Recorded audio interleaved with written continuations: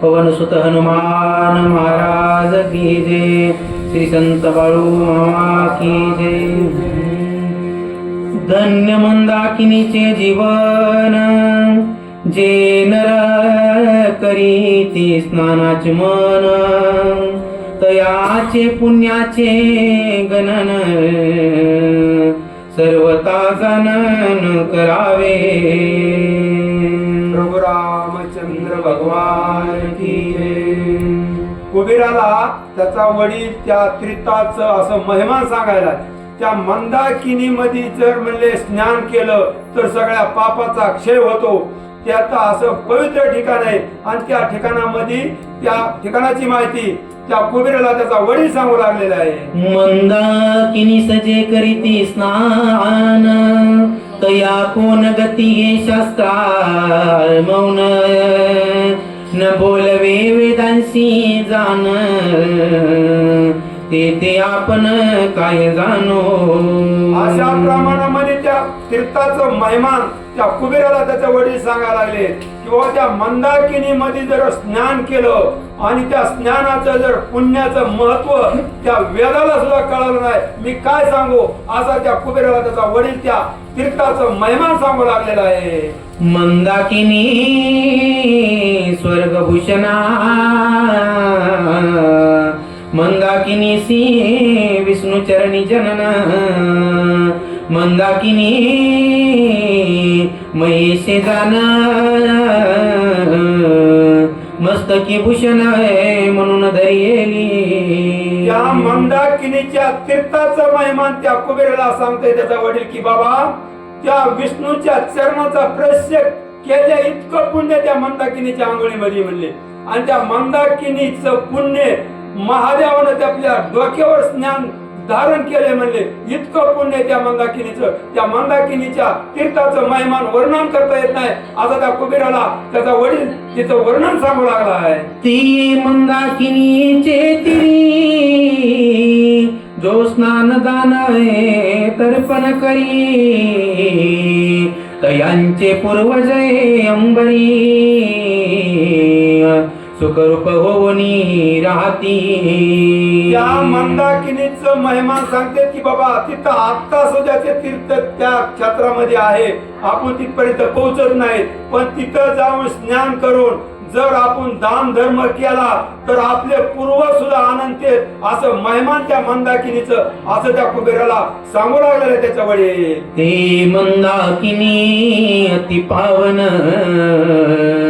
कंठी सुवर्ण कमळे विकासमान, सूर्य तेजा समजान, कुमुदे उतर फुले साजिरी। या मंदाकिनीच्या तीर्थामध्ये म्हणले इतकं महिमान मोठं आहे की तिथं सूर्याचा प्रकाश पडला की सगळ्यांनीच प्रफुल्लित असं फळ फुलं होते म्हणजे त्या मंदाकिनीच्या तीर्थ क्षेत्रामध्ये असं महान मंदाकिनी तीर्थ आहे, अशी त्या कुबेराला त्याचा वडील सांगू लागलेला आहे। अनेक सुगंधी पुष्प जाती, कोट्यान कोटी नेनो किती, देव गंधर्व क्रीडा करीती, उरग किन्नरादी करोनी। या मंदाकिनीच्या तीर्थामध्ये म्हणले 33 कोटी देव क्रीडा करा येतात म्हणले, आणि तिथं फळ फुलं आपल्या मनाच्या विचाराप्रमाणे तिथं पाहायला मिळते आणि मन आनंद होत, असं तीर्थक्षेत्र असं ते मंदाकिनी आहे।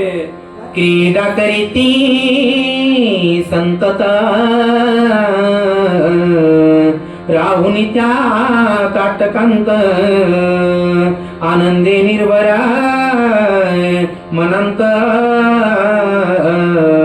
आश्रयोनी तेथे असती।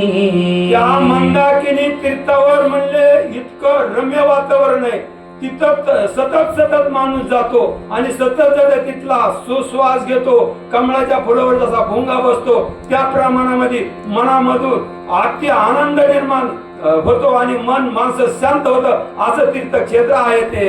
आयके कुबेरा अवधारी, तुम्ही जाणता चराचरी, राक्षस निष्ठुर भारी,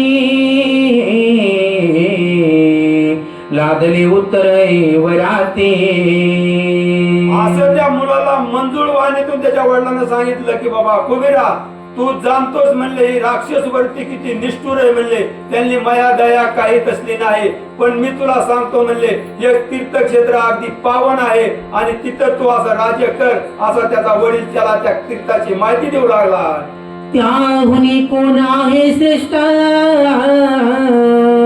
जे तप करुनी उत्कृष्ट, तरी तू जाणता धर्मिष्ठ, माझे वचन करावे.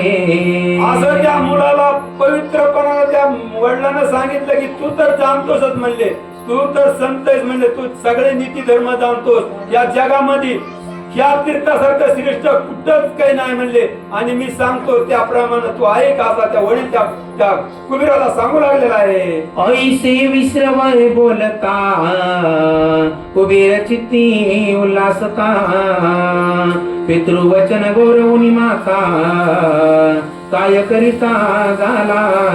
आज विश्रावानं असं त्याच्या वडिलांना सांगितलं. कुबेर आता मनामध्ये आनंद झाला आणि आता पुढे काय करतोय पुढच्या वहीमध्ये. स्त्री पुत्र आणि प्रधान, घेऊन आपले निज सैन्य, निजवाणी आरोढोन, जाता झाला कैलासा.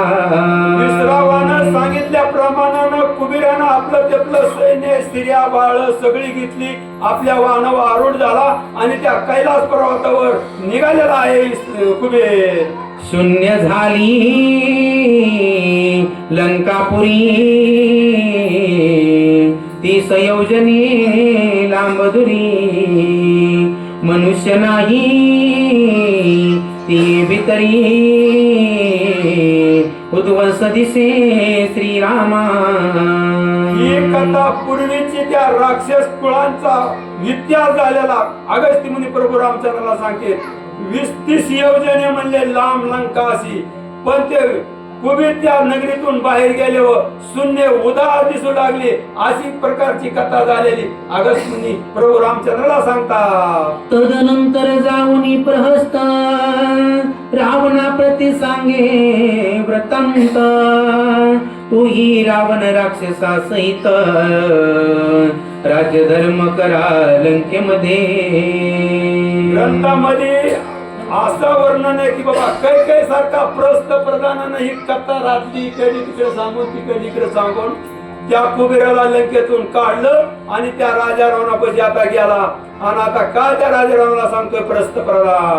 ऐसा कोणी प्रहस्त वचन, बंधू समवेत सैना प्रधान,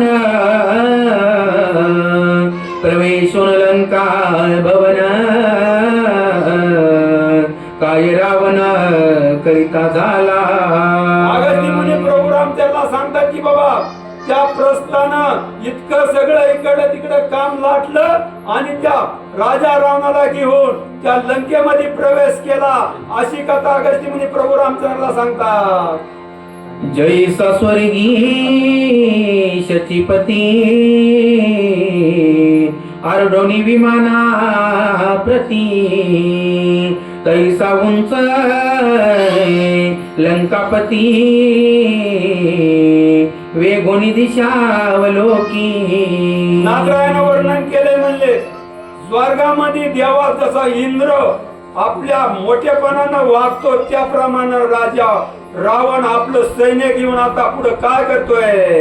तेव्हा ते समस्त राक्षस राज्याभिषेक सावकाश, करोनी रावणा राज्याधीश, लंका भवनी स्थापिला.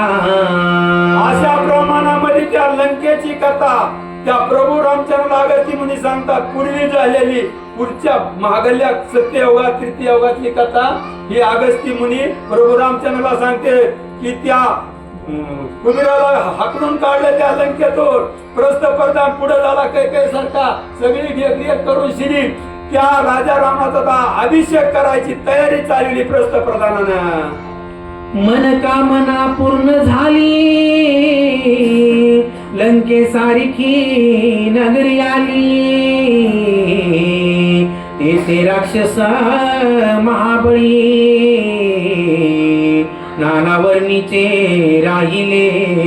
अशा प्रमाणामध्ये ग्रंथकार सांगतात त्या राक्षसाच्या मनाप्रमाणे आपल्या सुद्धा मनाप्रमाणे जर आपलं एखादं काम झालं तर आनंद होतो.